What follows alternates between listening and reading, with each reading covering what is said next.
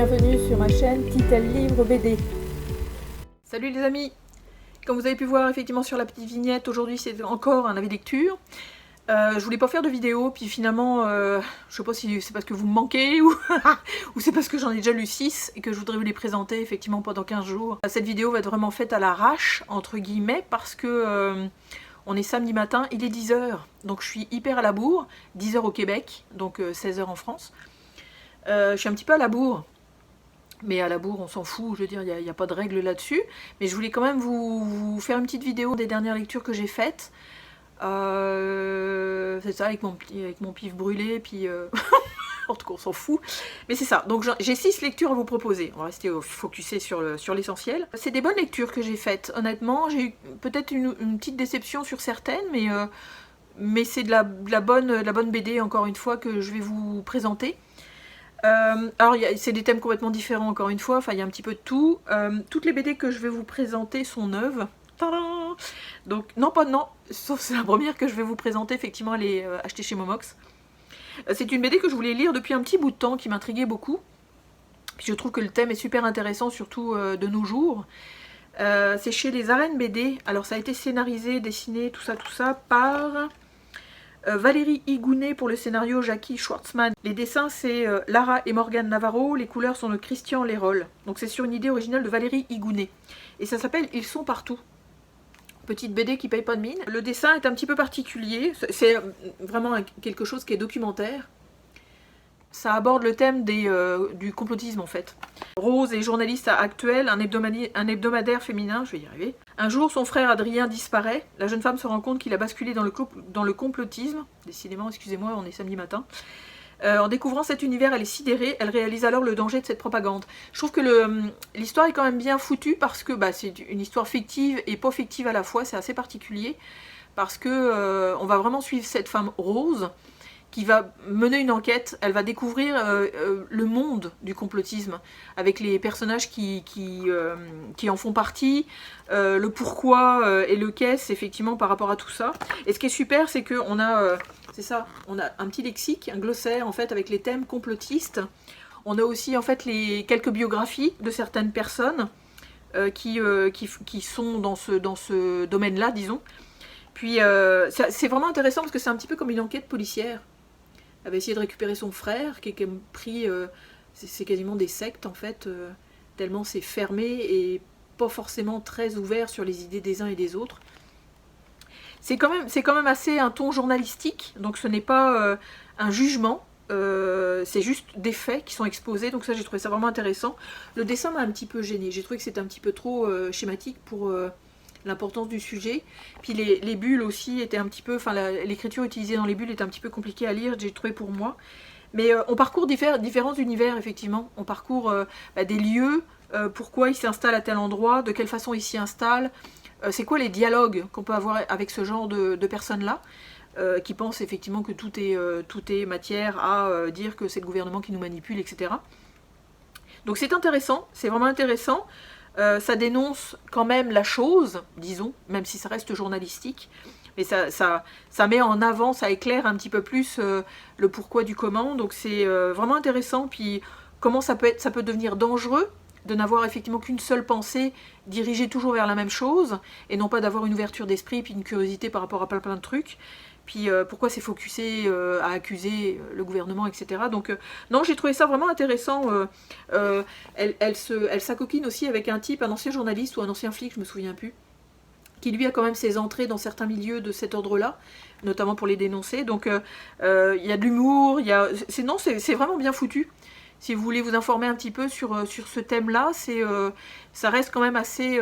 ça reste en surface, mais il y a quand même pas mal d'éléments qui éclairent les choses. Donc j'ai trouvé ça intéressant, vraiment.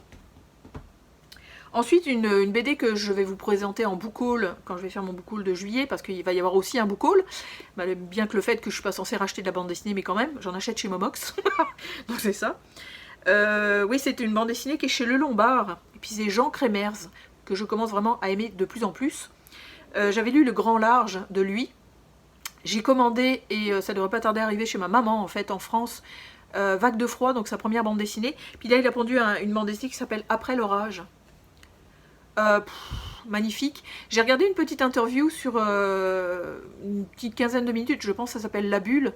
Je vous mettrai, j'essaierai de retrouver le lien puis vous le mettre en information pour que vous puissiez aller le voir. Il est super intéressant, vraiment c'est un type qui est ouvert, intelligent, vraiment chouette. Donc là dans cette bande dessinée on va suivre cette jeune femme là qui s'appelle, je sais plus quoi, Hélène, c'est ça.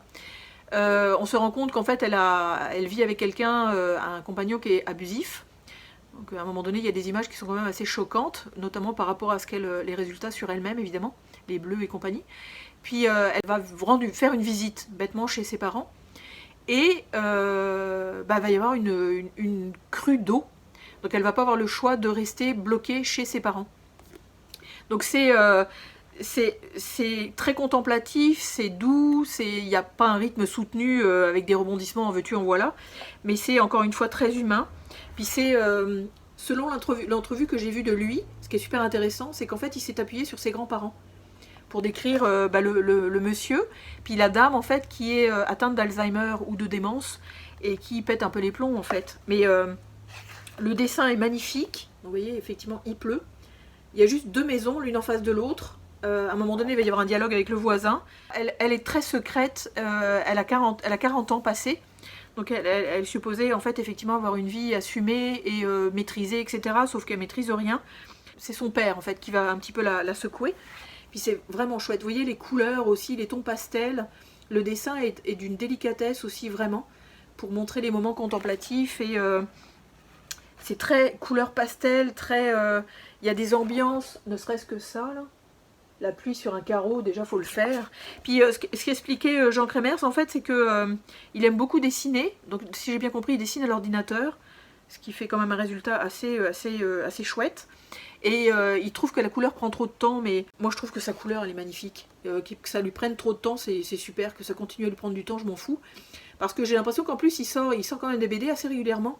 C'est très très récent qu'il soit sur le monde de la bande dessinée. Puis son Vague de froid, son Grand large, puis son Après l'orage sont quand même sortis assez régulièrement, je dirais au moins un tous les ans à peu près. Puis ce qu'il expliquait aussi, c'est qu'il utilise beaucoup le thème de l'eau. Donc dans le Grand large, c'est le passage de l'adolescence à l'adulte via effectivement une jeune fille qui est poussée sur un bateau, puis démerde-toi sur une mer qui existe partout. Puis Vague de froid, j'ai bien hâte en fait de la lire aussi. C'est un petit peu plus biographique, parce qu'il a l'air de vouloir parler d'un voyage qu'il a fait avec son frère. Puis il y a des thèmes extrêmement poignants. Il n'y va pas avec le dos de la cuillère, effectivement, au niveau des expériences de vie. Donc vraiment chouette. C'est quand même un beau bébé, il y a quand même de quoi lire. Puis c'est beau, quoi. Enfin, je veux dire, c'est magnifique. Vraiment, c'est superbe. Je vous encourage beaucoup à la lire. En tout cas, moi, de plus en plus, j'adore cet auteur-là. Une que j'ai bien aimée, mais où j'ai été un petit peu déçue en fait parce que j'ai trouvé ça un petit peu redondant et pas mal répétitif. Le thème est quand même abordé, quand même intéressant parce que on se retrouve complètement dans un monde futuriste. Puis c'est effectivement l'IA qui a pris le relais sur l'humain, mais il y a une IA qui veut redonner naissance à l'homme qui a donné naissance en fait à l'IA. Si je ne me trompe pas, c'est bien, il me semble que c'est ça. Donc là c'est dessiné par plein de mains, enfin c'est dessiné, scénarisé par plein de gens. C'est créé par Arash Hamel, Lee Toland Krieger, Joseph Oxford.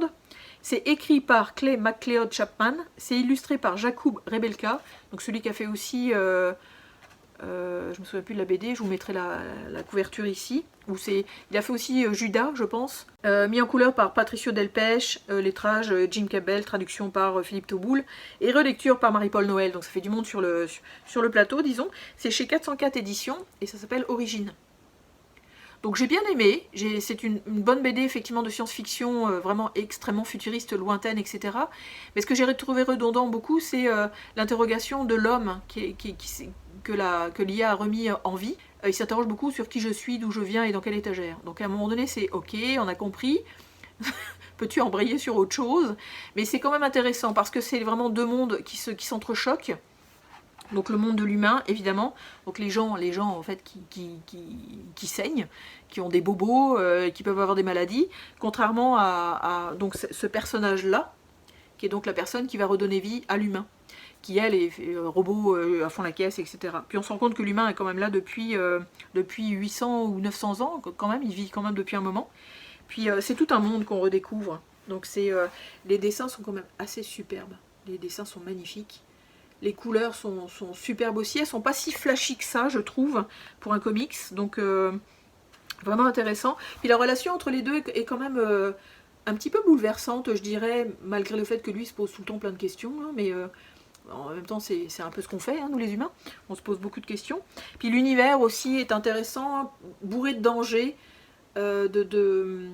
d'étrange et évidemment de quelque chose dont on ne peut pas s'attendre. Enfin, il y a de la nature sans avoir de nature.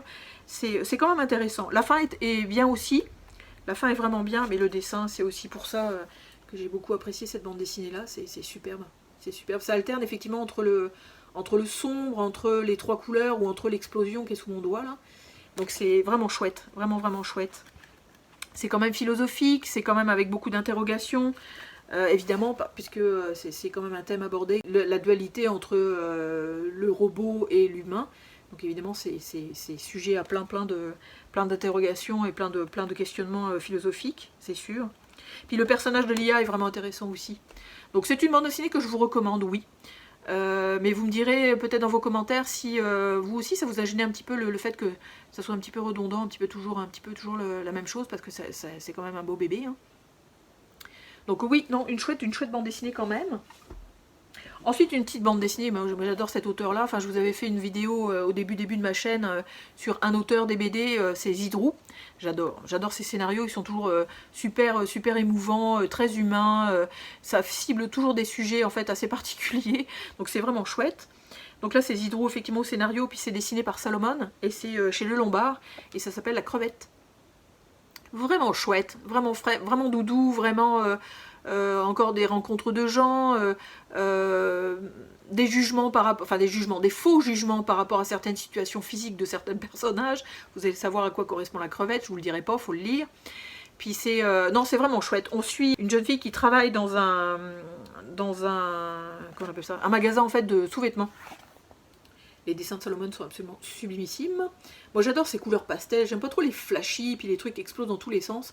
J'adore les personnages qu'on reconnaît, puis qu'on adore. Puis on suit cette petite jeune fille là en fait qui est très amie avec l'autre qui est un petit peu plus exubérante. Le paradoxe de ce genre de deux personnalités là est toujours intéressant. Puis effectivement on les voit dans ce magasin là où il passe plus grand monde.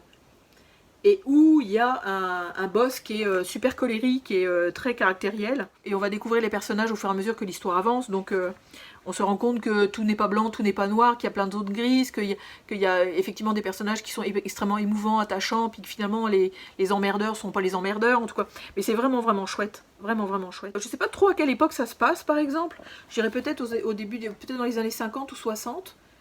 Histoire d'eux, mais vraiment une très chouette BD. Enfin, moi comme je vous dis, j'adore les scénarios de Zidrou, je les adore. Moi je les trouve absolument géniaux, toujours très touchants et toujours puis la couverture est vraiment magnifique. En plus c'est un vernis sélectif, donc ici en fait on le sent au doigt, le cœur est creusé, c'est vraiment chouette. Donc c'est vraiment une chouette BD.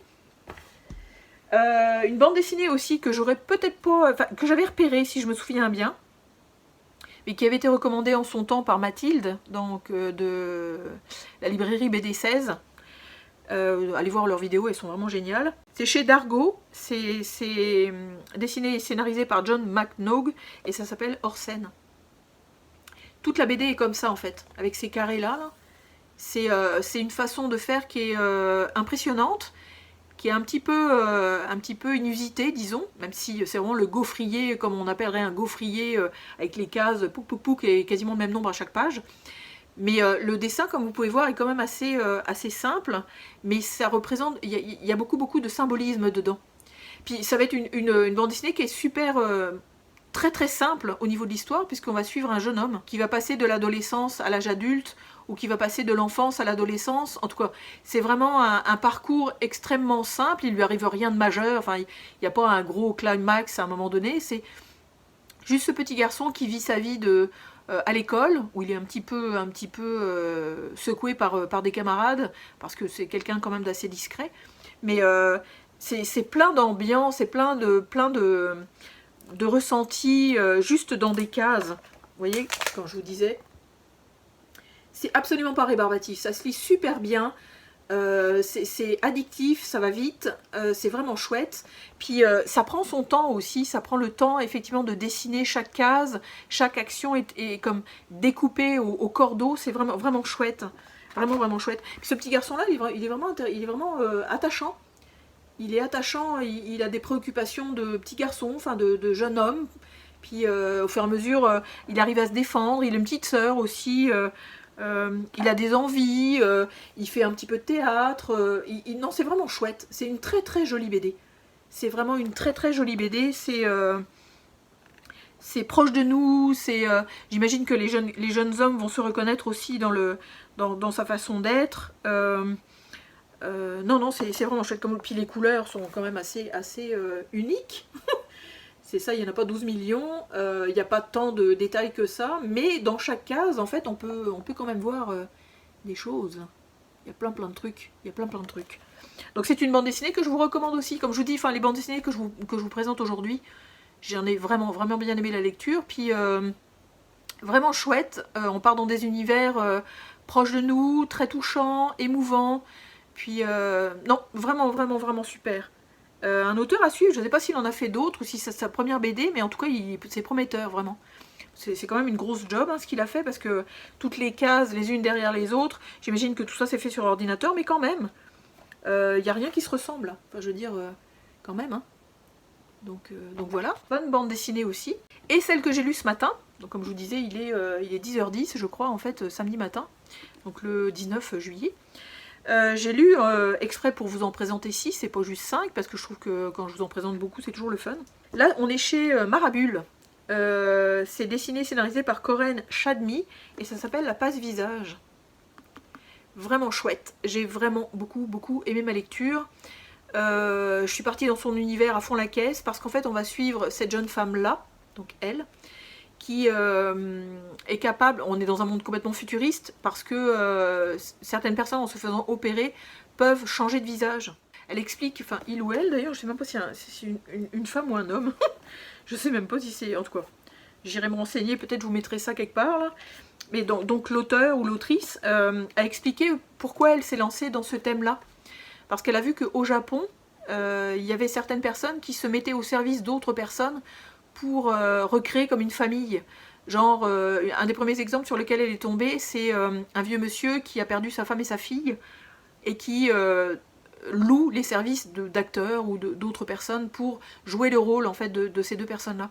Donc ce qu'elle a fait, c'est qu'elle a utilisé cette idée-là, mais elle a été plus loin parce qu'elle a même été jusqu'à la transformation physique.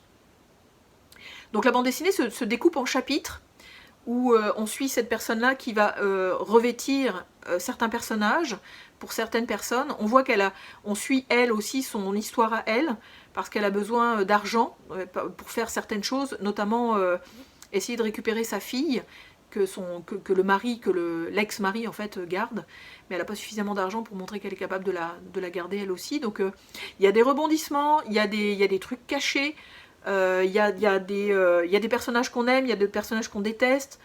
La technique effectivement de se faire opérer pour pouvoir se transformer au niveau du visage est pas si au point que ça, donc il y a des fois des bugs.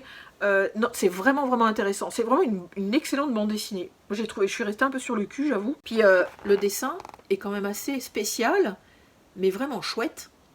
Je sais pas si vous voyez, c'est bourré de têtes de personnages différents. Comme je vous avais montré dans mon book haul, je vous avais montré en fait ce qu'il y a à l'intérieur des couvertures. Puis c'est effectivement des têtes avec des expressions différentes. Et c'est vraiment ça quoi. Là elle est encore sous l'aspect de quelqu'un d'autre.